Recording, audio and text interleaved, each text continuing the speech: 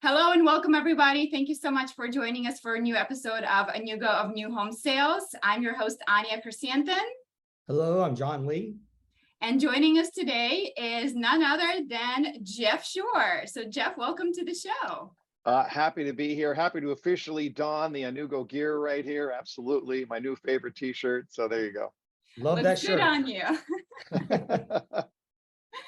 Well, of course, Jeff, we just returned from the Leadership Summit event that you hosted in Austin, Texas, which was an unbelievable 3 days of amazing information, even better people. I mean, I guess I shouldn't be surprised that there were so many people attending. We ended up with 500 people or so. Yeah, just under 500. Yeah. It was really incredible to see how many people come out to see you, but of course it's not a surprise. And for me personally, I've never been at any of your events before, and of course it did not disappoint. It's exactly what I was expecting from Team Shore. I mean, you guys put on quite an event. I feel like everybody learned, everybody was inspired, and people were just having a great time. So I'm so glad that we were able to be part of that.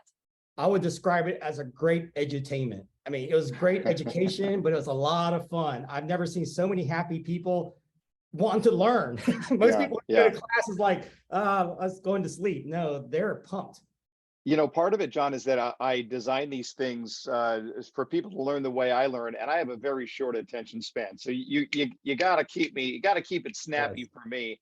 And I figured if it works for me, maybe it works for everybody else. And it was so much fun. We had such a great time. Of course, it's family reunion week for us, getting to see all of our old friends, and it was everything we had hoped it was going to be. It was fantastic.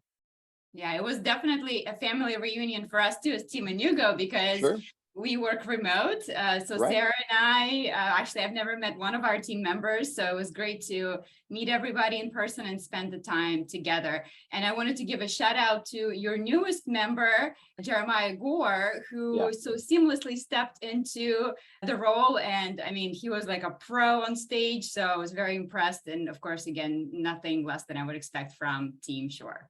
Well, he's a fantastic addition to the team. He's going to be working with builders, superintendents, warranty reps, design center, carrying much of the message that we've always taken to salespeople about how to take good care of customers, and really taking it to a group that has been underrepresented when it comes to training and coaching opportunities. And with his resume, we're very, very excited about what he brings to the table and what he will be able to bring to our clients. I'm excited that that is something you guys are doing. So I had a chance to speak at the event with Lisa Anzalone with Mungo Homes. And of course, she's been a long time member of your leadership groups. And so she drinks the Kool-Aid.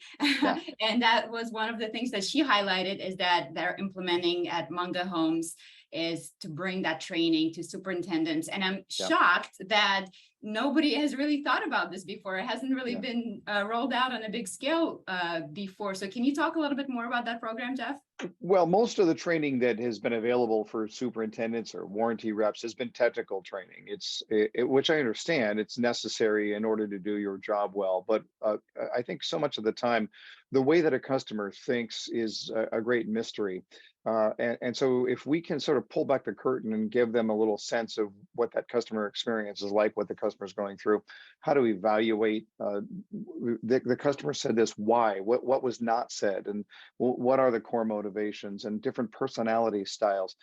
It changes the way that we talk to people. So if we would just look at it and say, even for the three of us, if we're seeing somebody who's demonstrating behavior that where they look stressed out or anxious in some way, and then somebody whispers in our ear, well, their house got broken into last night and they were robbed at gunpoint and they're pretty shooken up. Well, at that point, just understanding that context of what they've going through, the freshness of what they're going through, it would change the very way that we look at those people. And so that's what we want to bring here, is that sense of, what is your customer experiencing? What are they going through? And rather than just looking at a customer and saying, oh, another difficult person who's really super demanding, well, let's just recognize they're going through one of the most difficult things that we'll go through in our lifetime, which is buying a home and moving. And then when things go wrong along the lines, it just triggers those different emotions. How do we deal with that? And how do we have a greater compassion, empathy, understanding? And then how do you work towards a cooperative solution with that customer to try and get that situation resolved? Yeah, I think you hit so many great points here that we really, when it comes to customer experience, I think it's always been on the front end of things. We're really concerned about customer experience up to the buying point. And then what happens once they buy? I feel like, 99% of salespeople go running off to chase after the new customer, and now the customer is left kind of hanging in there because they signed the agreement of sale, right? They're our customer now, so Right. we haven't spent as much time or attention to them historically. And so I can imagine that your new book, which congratulations on, Contract to Close, is that what the focus of the book is going to be? Yeah, it's sort of it picks up where you leave off on a new go, right? Your job is to try and bring that customer to the builder and make sure that the presentation that the builder has is attractive and something that will really help them get started on the right foot. But now, as we get into that other side of the business, more technical side of the business, the construction, the warranty, the design center, and all of that side of things, the book traces the journey of two home buyers, friends, who buy in communities next to one another. One has a great experience, one has a not so great experience. So in every chapter, we unfold a little bit more of the story of what happens from the time they sign a contract until the time they move in, and even a little bit beyond that. And in so doing, we see what the best builders do right, what the not so best builders do wrong. We expand on that and chat about what we learn, the insights that we learn through the story. And then we offer very specific application points for every stage all along the way. At this point, you're going to want to do this. This is what it looks like. Here's how you get your team involved. I co-wrote the book with Bob Merman at Eliant, and we wrote the book with the idea that even non-readers would enjoy reading it, right? We wanted to write a book that everybody would want to read, and collectively as an organization, the sales team can sit down with the construction team and the warranty team, everybody else together, and say, let's talk about our customer's journey all the way through, and how are we measuring up, and what are the opportunities to be able to provide a better experience. And I think this is particularly important right now because we haven't been talking very much about the need for referrals, but there's no question about it. Our need for referrals is going to escalate dramatically as the market continues to change. Well, you don't get referrals from anybody except for elated customers. So what are you doing to create the experience that would cause that customer to fall into the category of elated? One of the things I loved when I went through your workbook was that you had these big idea comments. And one of the big idea comments that you had in there related to customer service is that customers buy experiences, and in a sea of sameness, you must stand out in a positive way. I remember Michelle sharing about her experience, buying wine in France, which was a wonderful story. Can you share some ideas about the customer buying experience for new homes? Yeah, I think I'd be happy to, but I think you can too, John, right? Because when you started Anugo, you weren't the first company to say, let's make it easier for people to find builders. And so you had to look at it and say, how do we create a better online experience? And that's really what the book is all about. How do you create a better in-person experience all throughout the process? And I think it really begins with the idea of understanding just how difficult it is to move. I think that's where if you want to be able to create the right environment to make it easy for them and enjoyable for them to go through this process, it really begins by understanding what they are going through in the first place. A doctor can know a remedy, but a doctor should probably start by understanding the pain. And so if you think about it from that perspective, whatever the customer is going through, and everybody has a different motivation for moving, but whatever they're going through, that situation is so dissatisfactory to them that they believe that the remedy to the situation is to uproot their lives and replant their lives in another part of town or maybe in another city. That's a pretty extreme step to take, which tells us right from the very beginning, whatever they're going through, it must be pretty significant if they're thinking that that's the appropriate remedy. So I think that that's really where it begins. It begins by connecting to and having empathy for the situation that customer is going through. Now, having done that, what are the small unexpected steps, right? We call them planned surprises that we can place throughout the presentation, throughout the experience, to let the customer know we're thinking about you, we're anticipating what you're going through. We're trying to find small, low cost or even no cost opportunities to serve you and make the experience as enjoyable as possible. And one thing that stood out to me from that was the customer satisfaction conversation, that Yes, customer satisfaction is really a terrible word for it, right? Because it's a satisfied low bar. customers don't Yeah. refer. Yes, we want that Yeah. enjoyment, that excitement. Yes. Yeah. So, the thing that's interesting about that is if somebody says to me, well, we have a 94% satisfaction rate. The only thing that tells me is that 6% of people are really, really hacked up. But in that 94%, what does that mean, satisfied? The important number is how many of them are elated.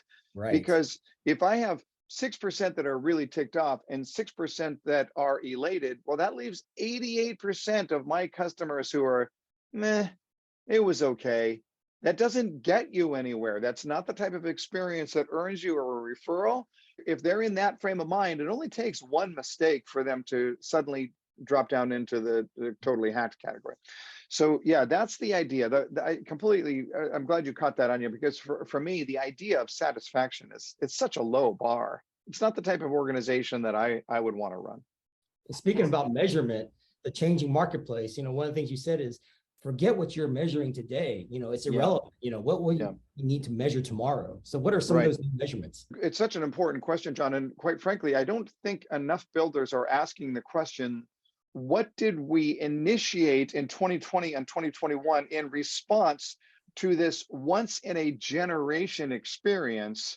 What did we initiate there that really should be scuttled right now? I was just having a conversation yesterday with a very, very large builder that I guarantee we've all heard of, about their use of auto responses to an inquiry on their website.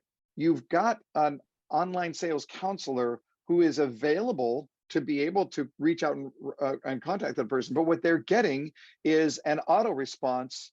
Now, look, in general, I don't have a problem with auto responses in certain situations. But in this case, the auto response language and the questions that the bot was asking were written in 2020 and 2021. Oh, no. And all they were trying to do was take this huge mass of leads and disqualify them. Oh, right? wow. That's what the bot was trying to do, was trying to say, how do we make sure we're only dealing with the people who are really serious? Because let's face it, it's hard to buy a home right now. We only want to deal with people who are really serious. Well, we haven't changed that. This company hasn't changed that. Right. And now here we are in 2022, and they're still using that same system. It doesn't make any sense. So I think we have to look at everything that we initiated in 2020 and 2021 and put it on trial and say, would we start that today in 2022? So that comes down to sales office hours. It comes down to what we are choosing to put or not put on our websites in order to make it easy for the customer to get the information that they're looking for. We need to evaluate everything and ask, what did we implement in 2020 and 2021 that just doesn't make sense in 2022 and beyond? You're speaking my language. You're wearing that Nugo shirt just like you're one of our employees. Thank you. But listen, you've seen it firsthand, John, right? You've seen builder websites where you look and you go, what are you thinking over here? What are you thinking? You're trying to win them over or scare them off. What you just said, John, is really, really important, because scare them off, I think, was part of the strategy. Exactly. It's like unless you really want us, we don't really want you. Yeah, right. So it's time to challenge that. It's time to look at everything that we initiated there, put it on trial and ask, would we start this if we weren't doing it today? This is, just to brag on my own company a little bit, this is one of the things that we do really, really well. If I could be so bold, we regularly take the things that we do, we put them on trial, and we ask ourselves, is the effort that goes into this worth the impact that we get? And would we start it today? And if not, we set it on fire and we shove it off a cliff. We're not afraid to rethink the way that we are doing things according to the market conditions that we have right now. Your testing has shown results, and that's why you have such a large audience. Appreciate that. Appreciate that. Yeah, I always say, you definitely want to revisit your autoresponders, everything you're doing, it's a periodically, but especially when the market changes like this, I mean, it's a must. And then one thing you can add to that is do the same for your competition, right? Yeah. Go out and see who are competitors in your area and test it out and see what they're doing. How long would it take for you to fill out 10 contact me forms for Mhm. for 10 different builders in your area, and just see who responded at all? How personal was it? How quick was it? Which experience did I enjoy the best? And then take that best experience and put it up against what is happening in your organization and ask the question, how do we stack up? I don't think it would take that long to sort of test it out a little bit. As much as I love tech, there are just some things that you just can't put on autopilot. And I've been through the Great Recession. There's a time where the pilot needs to get back into control to fly that plane down when it's, in tough conditions. Yeah. So, One of my favorite parts of the event was actually when you had actual home buyers come on Yeah. stage and Yeah. share their experience. I don't know Yeah. about you, John, but it I was. love that because that's the truth serum. That's the That's lie real. detector test. That's real. Yeah.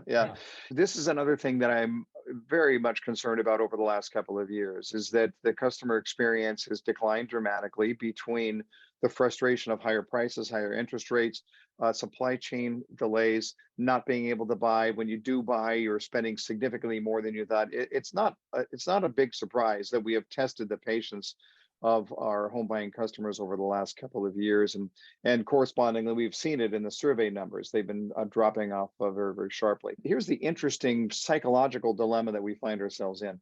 If you're an executive in the home building industry over the last 2 years, virtually every conversation that you've had with one of your own customers has been negative in nature. Just about every conversation you've had has been migraine inducing. It's been a very, very difficult conversation to have. And so then what happens after a time, you back away from any opportunity to talk to any customer, because every time you talk to a customer, you end up with a headache. Every time you talk to a customer, you get completely stressed out. So then you don't want to talk to any customers at all. And that's the mistake. The only people that you're talking to are the people who are finding you, and they're finding you because they're ticked off. And I'm not suggesting that we can't learn from these people, but what about the lessons that we can learn from the mass of people that are in the neutral category, what I call the silent neutrals? They're neither elated nor are they upset. They're the silent neutrals, and those are the lessons that we need to follow. You can go all the way back even to the way that a customer evaluates a website as they're searching for a home, and just stand over their shoulder and eavesdrop on their conversation as two people are looking at a website. But you can look at it all throughout the process. What is their experience that is untold? What's the untold story? This is the loss. And so having real buyers, and of course we had one person on the panel who is currently in the market for a home. We had a few who are currently in the backlog process, they're in escrow, and then we had one or two that had already moved in. And so we had the whole range of buyers to be able to give us their experiences, and they didn't hold back, did they? They were not bashful. One of the things I sharing. loved about your conference is that you really got real. I've been to other sales conferences where it's just rah, rah, rah, and they didn't get real. And what you're recognizing, we're not just talking about the sales funnel. You're seeing it devolve into a downward spiral for many customers. And you need to talk to those home buyers and see where did they start that downward spiral, because if you don't stop that, it will not go down that sales funnel. Yeah. Well, listen, it's good advice, John, I think for everybody in the industry. We need to talk to more people on the front line, to the home buyers. And it's something that when I'm visiting a new home community, I will strike up a conversation with anybody who's in a model home, just ask them about their experience. But even, as a matter of fact, just yesterday, I was at a local coffee house here, and I was having a cup of coffee, get a little work done. And I couldn't help it. There were three young ladies who were having a conversation. It was mostly about boys, but and they were getting up to leave. And I just stopped and I just asked them, the three of them, I said, hey, can I just ask you a question? And I said, I have a marketing company. I don't have a marketing company, but they respond better when I say marketing company. And I just looked at them and I just said, when you think about your future, on a scale of 1 to 10, how important is homeownership to you? And all three of them said solid 10. And then I asked him, so when you think about that, do you think like cool loft over a coffee shop, or do you think like a suburb white picket fence? Like what do you think about? What do you think they said? Do you think they wanted cool loft over the coffee shop or suburb with white picket fence? At their Probably age, I think a the cool white picket loft. fence, maybe. Really, we're on both sides of the equation. I could see, both. I could see, a cool loft right now, but later on, a white picket fence. That's exactly what they said. They said, I will rent the cool loft but I absolutely want the white picket fence in the suburbs.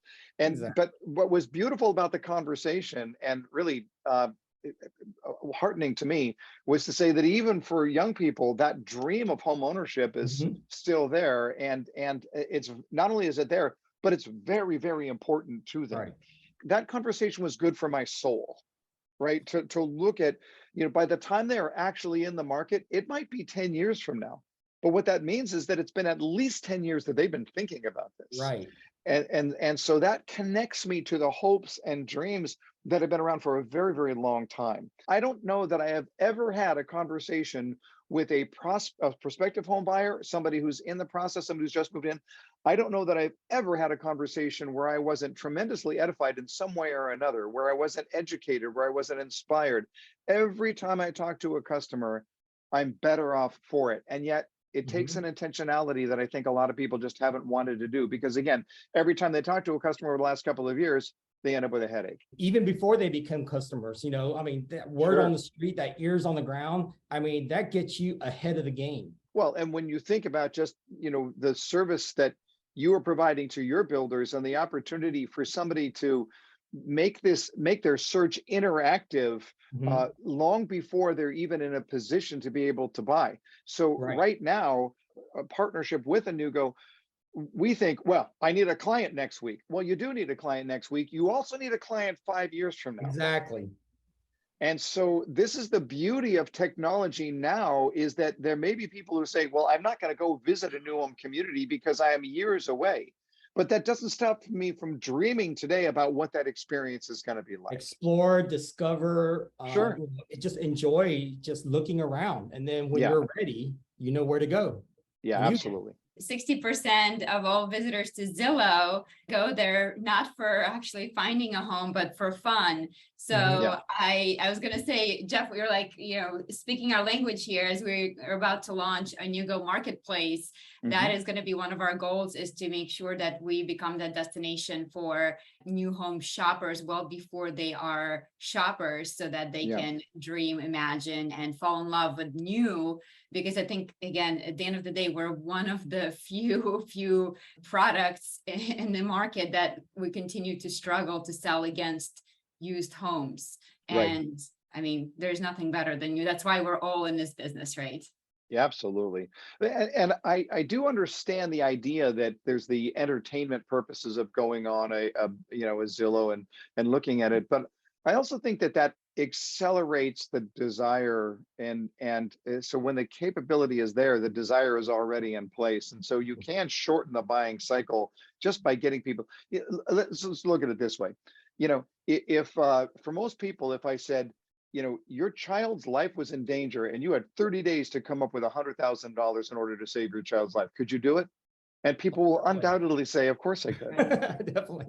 So when the desire rises, when the motivation is strong enough, then we find ways for the capability to be able to catch up. So even for the early users of Inugo Marketplace, it's the opportunity to accelerate them into a faster buying cycle than they would be if they're just driving past a community and saying, someday maybe I'll live there. So yeah, it's funny because we're actually having conversation earlier in the day on our Slack channel, and John said one of the benefits that he sees of Inugo Marketplace is the fact that we're going to have this match and notify, which means that even if you're not actively looking, every time there's a house that matches your preference, you're going to be notified. So it's kind of like you're becoming involuntarily in the market, because part of finding the house is kind of, nobody likes to really look day in, day out for homes. They love the designing the home. They love the other stuff, but not the finding part. So if the perfect house happens to be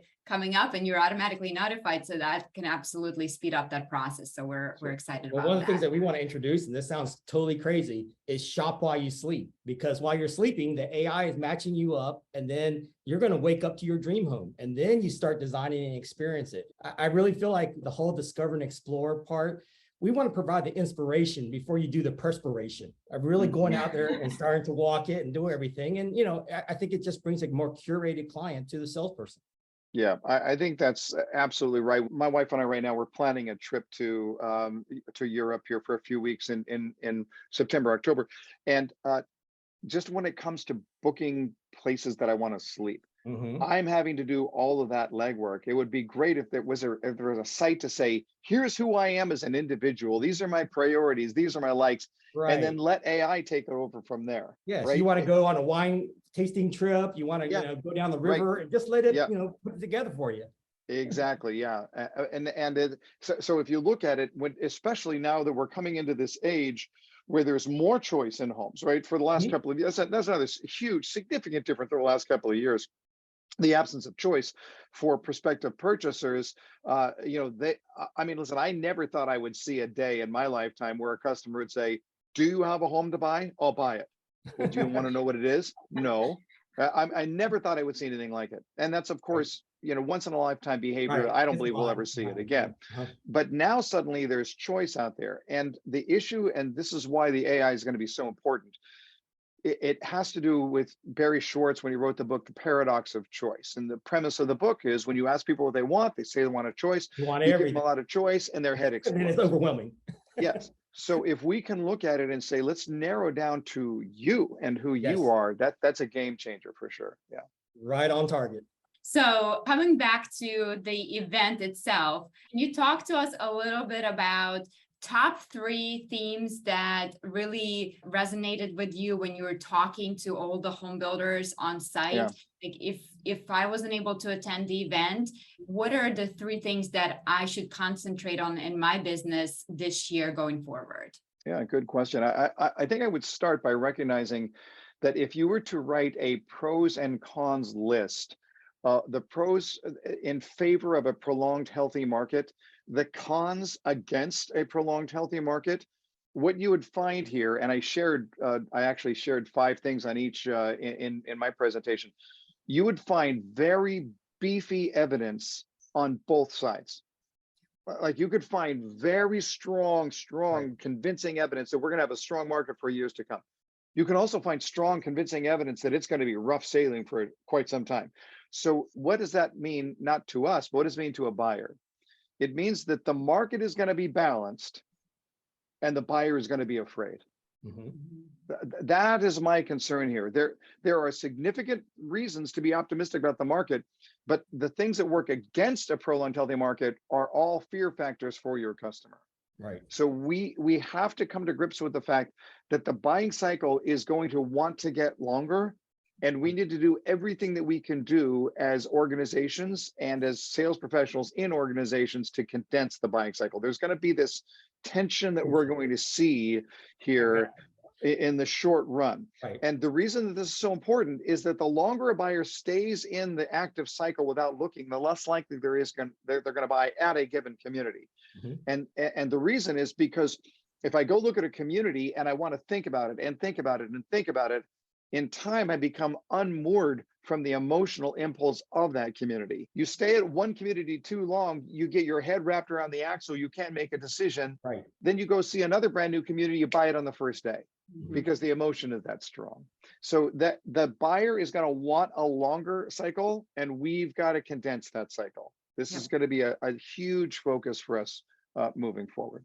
Second thing that I would look at is, and we've been talking about this already, but it's the idea of putting on trial everything that you're doing as an organization and measuring it against what matters. So when we think about what matters going forward, the focus is going to have to be on lead conversion for builders, right? It's how do we make sure that we're taking every conversation as far as it can go? Now, that sounds like a fundamental, but once again, in 2020 and 2021, how much attention did we pay to lead conversion? And we didn't. The market was doing all of that heavy lifting for us. We never had to focus on it. And so our eyes were taken off of that particular ball. And that's where the focus is going to have to go. How do we ensure that we've taken every conversation as far as it can possibly go? And then a third key takeaway is the fact that we have gotten a little bit full of ourselves, and the superiority bias has kicked in. We think that we're operating more effectively and efficiently than we really are. And we see this oftentimes in one measurement of that is turnover rates among salespeople. So in our industry, we normally see turnover rates somewhere around 30 to 35%.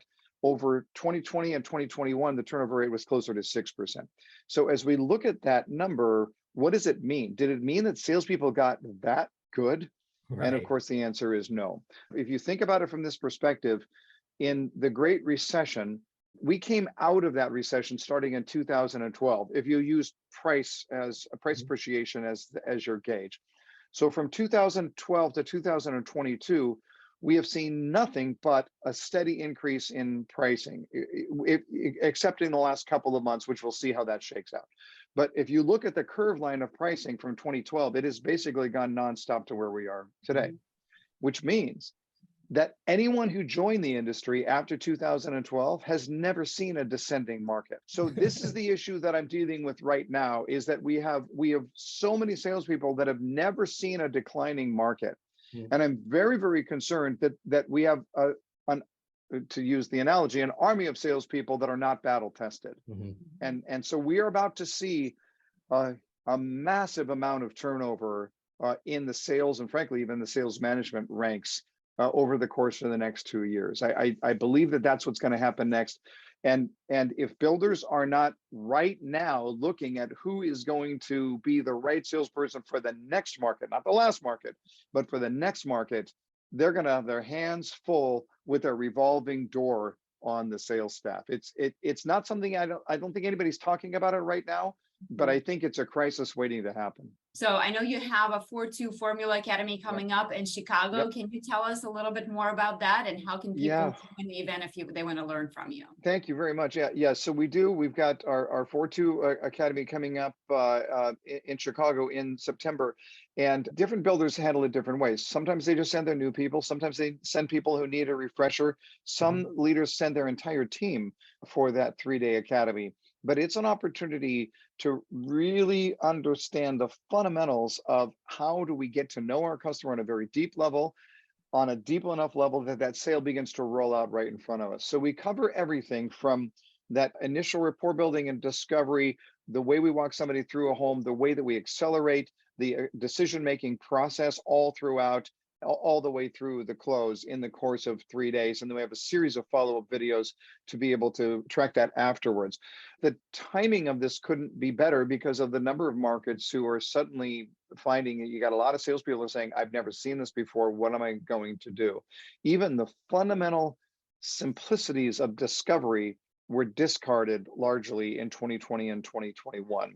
So this is the opportunity to be able to step back into that. So yeah, it's coming up in Chicago in September.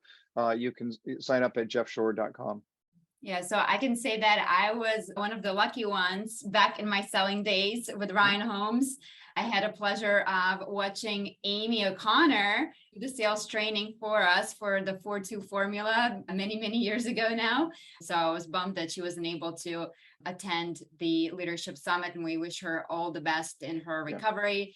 And she was definitely very much missed. She was missed by the Shore Consulting family. She is the heartbeat of the team. But I'm happy to report she's doing very, very well. And this week she's traveling once again. She continues her health recovery. There's a clear path in front of her, but she's traveling once again, and she's doing very, very well. So, but thank you for your concern. We appreciate it. Good. And I know Amy has some additional projects that she's been involved with, such as a women's leadership circle. So if you guys want to check that out, I'm sure you probably have some information on the Jeff Shore website. And if you guys are not able to make the Chicago event, I know, Jeff, you do have the 4-2 Formula book. So tell people where they can pick that up. Yeah, everything. You can go to shop.jeffshore.com. Everything is found at jeffshore.com. We try and keep it our one-stop shop along those lines. Yeah, for sure. And the new book, Contract to Close, it'll be out in the fall. But we are doing pre-orders right now at a discounted price at shop.jeffshore.com as well. Perfect. So be sure to check that out, guys. And Jeff, I know you're always, I mean, how many books have you written by now? This is number 11. Yeah. You're a machine. So I know you're still finishing that out, but can you tell us what's next? What are the things that we should look out for from Jeff Shore? I'm very, very excited to spend more time with builders on the holistic experience beyond just the sales side of things. And so, we just did our sales leadership summit for sales executives. We're toying around with the idea of doing similar summit for those on the operations side of the business, perhaps in other areas. But we want to get deeper into the home building world that we love so very, very much. So I think that's where we're going. I'm going to re-release a book that I wrote in 2007 called Tough Market New Home Sales. So we can look for that. It's an updated version of that coming late in the year. And then a few other surprises along the lines. We're never sleeping. We're always getting something done. I promise you that. Yeah. Absolutely. Well, Jeff, thank you so very much for joining us today. We really appreciate your time. Again, I was blown away by the quality of the event. And again, not that I expected anything less from your team. You guys are always exceeding expectations for sure. So thank you for being here today. Well, we appreciate the partnership very, very much. Thank you. Thank you, Jeff. You bet.